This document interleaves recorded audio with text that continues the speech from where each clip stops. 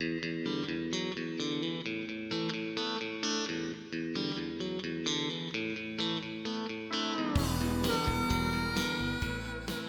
guys, welcome to the placergoldminingsupplies.com shop where Gary builds various types of equipment. And today we have the Cascade. We're right near the Cascades here in Roseburg, Oregon, the Cascade mountain range that is. There's gold up there, by the way. At any rate, this machine right here cascades your material through. And this unit right here has a real special feature with a pull-out tray. And we're going to be showing you that today. And that pull-out tray, Gary, it protects the fine gold and collects it. And then you have another area that cascades the material through for medium collection. Correct. And then last but not least, you have down here all these thousands of traps for larger pieces like nuggets and whatnot and pickers. Well, since we're in Oregon and you got a spot to go to, we're going to go do some Oregon prospecting with the Cascade, so come on and join us.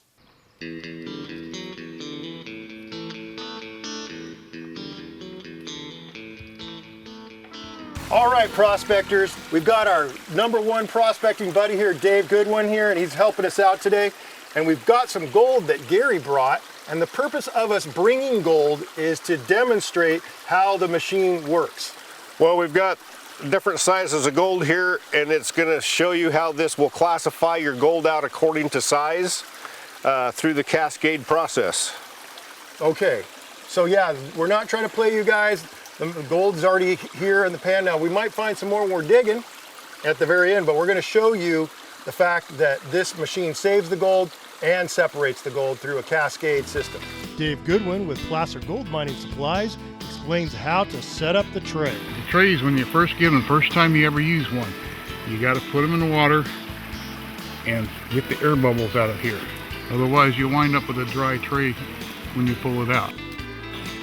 Because see the air bubbles and how it does that? They got to be cleaned out.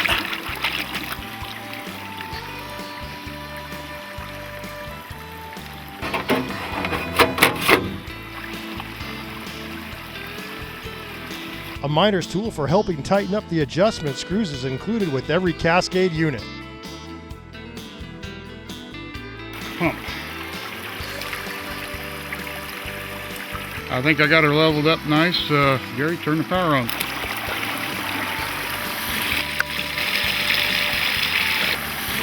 Okay, you can see how the water comes down evenly on both sides.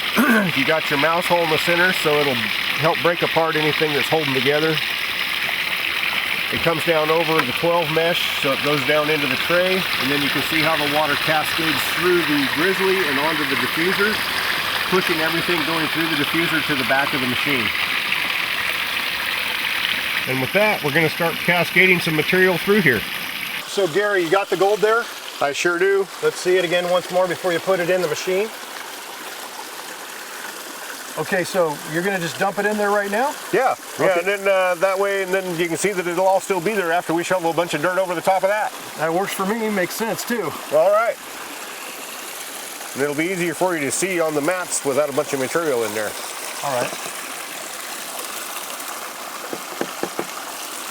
I can see that one nugget right there. It's too big to go through obviously through the 12 mesh screen down there. Yeah. So there's travels down. Yeah, let's just knock it through. I notice you're not worried about losing your gold. No, I'm not worried at all about losing any gold. Not out of this machine. So the smallest stuff is going to be right there. Yep. And we're going to take a peek at that right now. Yeah, I'm just kind of curious where that big one went, because I know it didn't go through the second diffuser. It would come up over the top of it. So do you have to shut off the machine first so we can look, or? No, it's actually right there. They're sitting right on top of the diffuser. They're heavy enough, they're not even coming down. Well, they possibly would get knocked down if you were running more dirt through it. Yeah, as soon as we knock more dirt through there, it will probably push them down. Some more pebbles coming through there, but they're going to stop right where it drops off the end of the diffuser. You want to just leave them there for now? Yeah. Yeah, leave them on top of the diffuser, and after we run some dirt through it. Yep. So let's go ahead and take a look at the tray and see what's in the tray right now. We can do that. Oh, let's pull it out here. Oh yeah, look at all the gold right here. Hey, why don't you get a pan and put that back in and run it through again, so you can see it even better. Can we do that? We sure can. All right, let's check out just the Hand me that pan, Dave. check out the fine gold, what it looks like in a pan, so you can see that it's collected only the fine gold particles.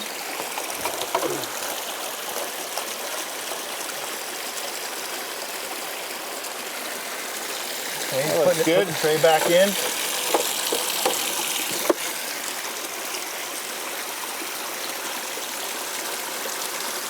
So there's your finer gold that was just collected in the tray only. Correct. Now the rest of the bigger material, where is it at, Gary? It's still sitting on top of the diffuser, or if it went through the diffuser, it's sitting in the very back of the machine back here. All right. So we'll look at the other material that we collected, the bigger chunkies that the Cascade is saving for us after we run some dirt through it here from the creek. And everything in the back won't get displaced because everything back there is the same size. All righty. So you're putting it back in. Yep. All right. We'll see you again later, little gold.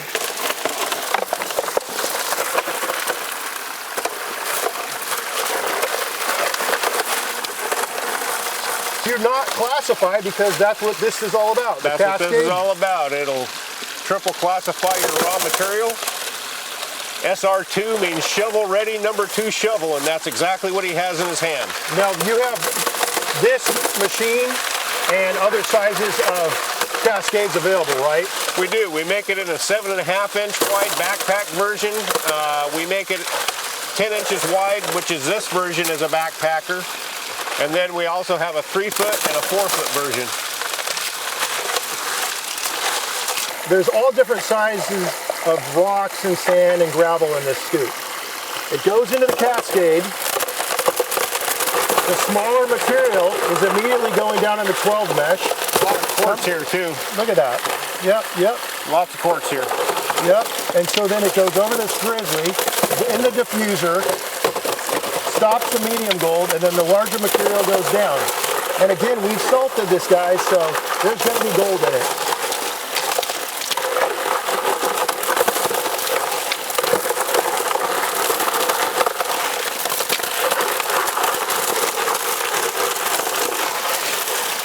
I'm going to use my big pan here, just because it's got a bigger bottom for this black sand that's probably accumulated in there. I'm going to go ahead and shut this off real quick.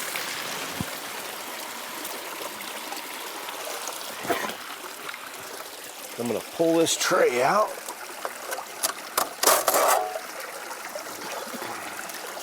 Yeah, I can see some gold in there. See a lot of black sand in there. Let's see what's under everything. So we're going to look at this a second time, this tray material. Now that some dirt's been run through it, other than the gold that was salted. Correct. I want to take a peek. Get it all out of there. That looks pretty clean. All right.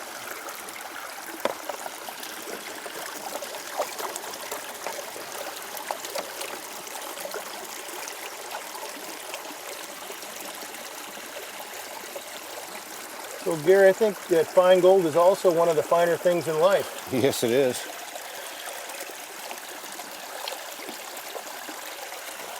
All things considered. All right, let's see what we got under here. I can already see the gold popping up.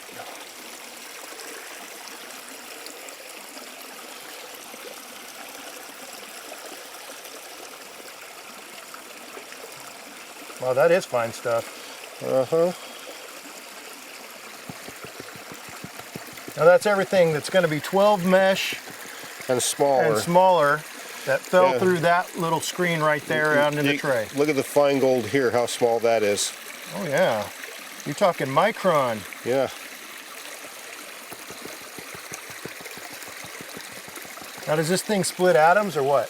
No, not quite. We're not there yet.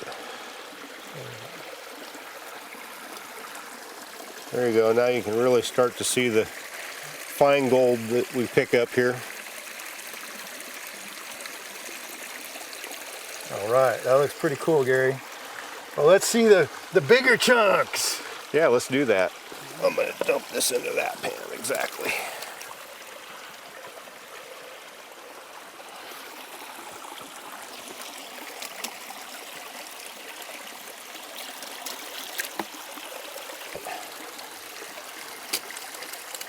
There's your clips that hold it down like we showed earlier. But now we're in the field, and there's the lift off.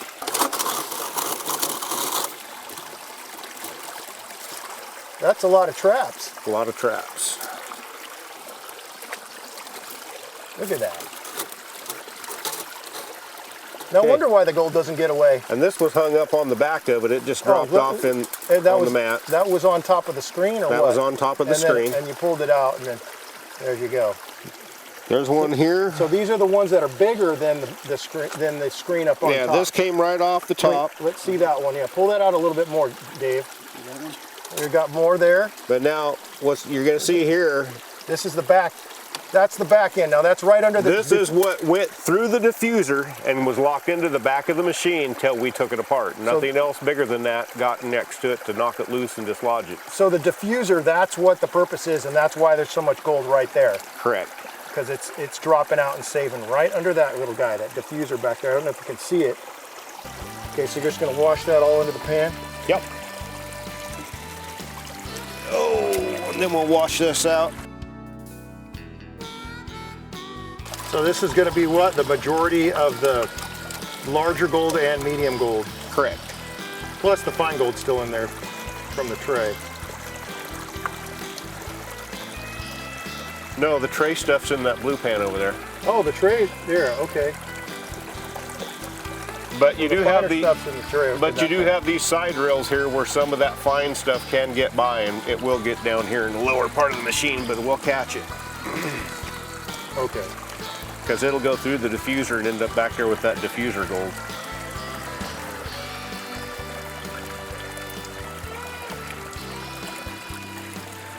I'm starting to see a little gold pop up.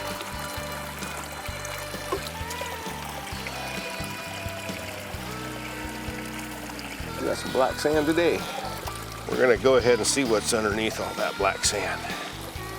We live in an instant gratification world now, Gary. Well, black sand is not instant gratification, but it is gratifying. Yes, especially there when... we go. Especially when... Behold, the gold! Wow, there's even more in there too if you fan it out, huh? Yeah. All the bigger particles, those are, for the most part, those are bigger than 12 mesh for sure. Check that out. Now again, we salted it. We put this gold in here for demonstration purposes. There should be some other gold in here that was added during our little dig process. There's definitely more gold in there than when we started. Oh yeah? You would know, it's your gold. Yeah, because this is only half of it. The other half's in that pan over there. That's the stuff from the tray we looked at earlier. And that's how you do it. Let the machine do the work. Sure well saved everything. Sure well did. There's another shot of the diffuser. You can see at a that different angle. Comes down this way. Everything that goes through it gets pushed all the way to the back on that slick plate. And falls under. It's like a triangle piece of diamond expanded metal. That's why most of the gold is back in that back. And that's where all that medium gold is going to get stuck that we saw on the carpet. All right, guys, thanks for joining us today. By the way, this is Dave Goodwin again, and he's one of the master craftsmen that actually builds these, and they'll be sent to you. You can go on placergoldminingsupplies.com.